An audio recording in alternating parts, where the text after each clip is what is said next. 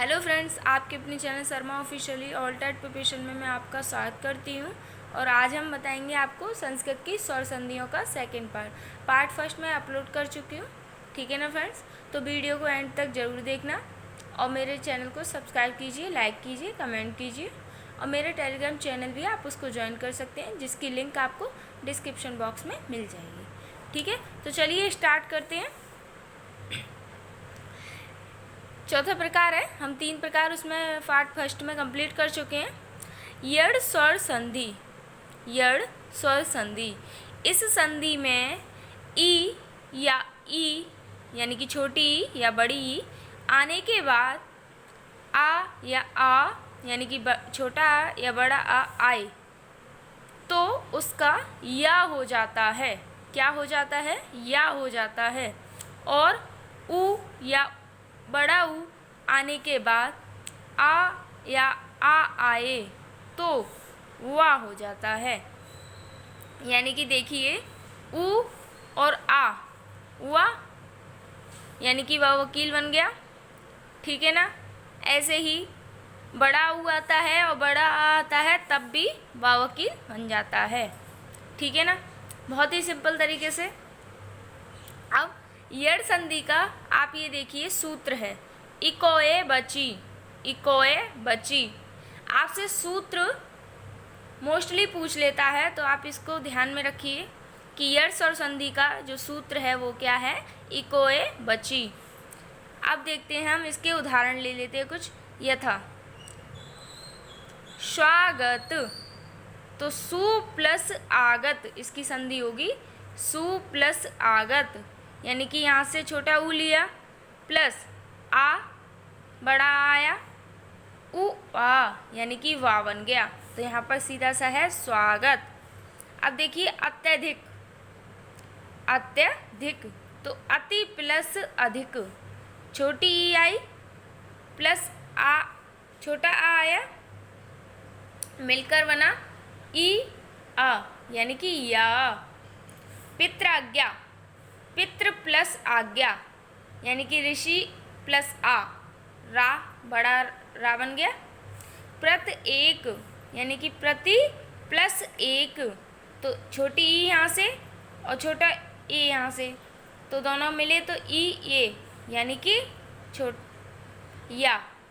ठीक है ना, या।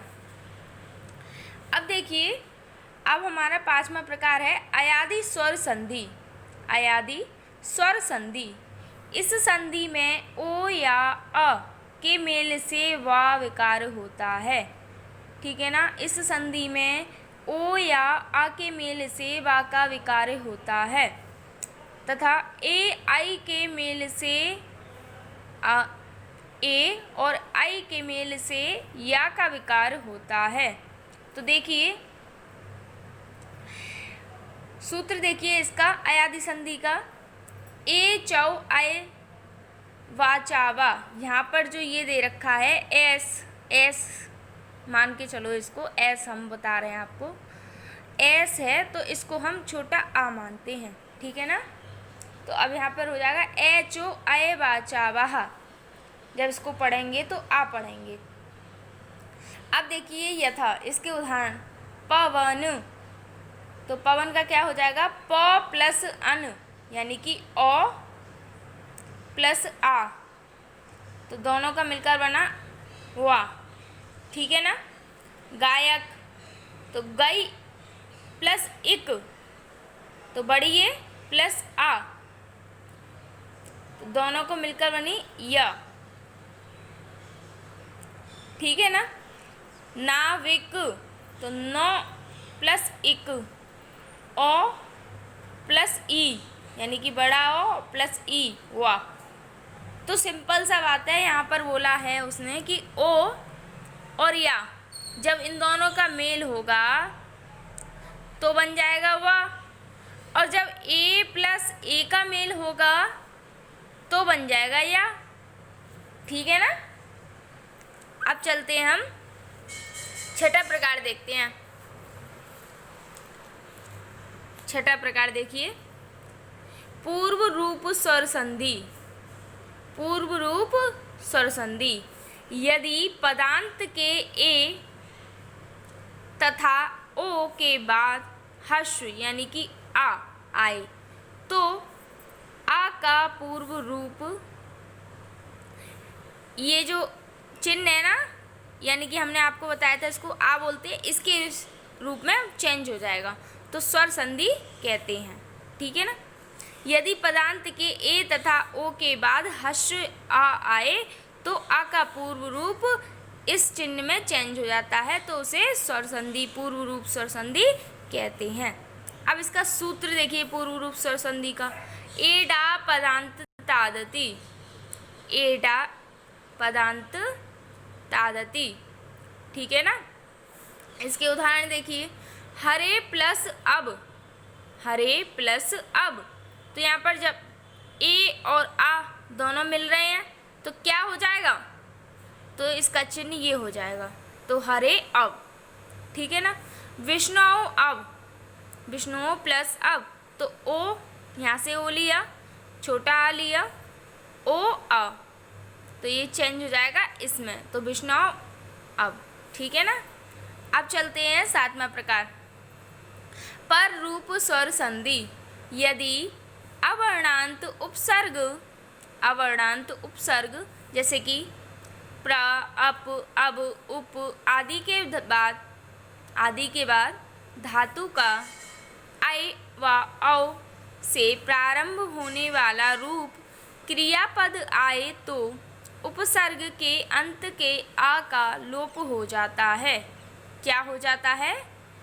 उपसर्ग के अंत के आ का लोप हो जाता है। जैसे कि पररूप स्वर संधि का सूत्र देखिए पहले तो आप। एडी पर रूपम, एडी पर रूपम। इसके उदाहरण ले लीजिए। प्र प्लस एजते, तो प्र आधा रह गया, आ इसका अलग हो गया, संधि कर रहे हैं हम यहाँ पर। प्र प्लस छोटा आ, ये जो हलंत है इसका मतलब है आधा प्रा। ठीक है ना। प्र प्लस छोटा आ प्लस एजते, तो इन सबको मिला के बनेगा प्रेजते। क्या बनेगा? प्रेजते। उप प्लस ओसती, उप प्लस ओसती, तो उप प्लस आ प्लस ओसती, तो उपोसती। जब भी ऐसे अगर आपको संधि दे रखी हो तो सीधा सा है कि क्या, कौन सी संधि है? पररूप स्वर संधि। और जब ऐसे दे रखा हो और आपसे पूछा हो कि इसका क्या बनेगा, तो इसका सिंपल सा है उपोसती बन जाएगा। उप प्लस ओसती उपोसती, और प्र प्लस एजते प्रेजते। और पररूप संधि का अगर आपसे सूत्र पूछ ले तो एडी पररूपम। इस संधि का नाम आपके सूत्र में आ रहा है। ठीक है ना। अब देखते हैं 8वें प्रकार की स्वर संधि, प्रकृति भाव स्वर संधि। सूत्र है इदु देदु द्विवचन प्रग्रहम, इदु देदु द्विवचनम प्रग्रहम।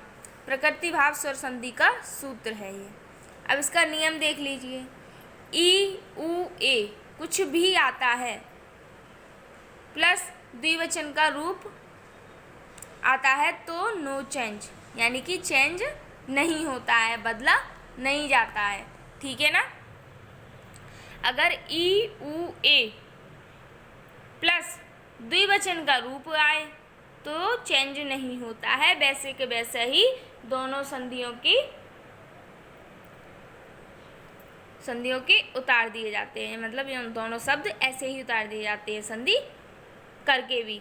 जैसे कि हरि प्लस ऐतो, तो हरि ऐतो, ऐसे का ऐसा ही है, नो चेंज, चेंज होगा ही नहीं। अमु प्लस इमो, अमु इमो, ठीक है, चेंज होगा ही नहीं।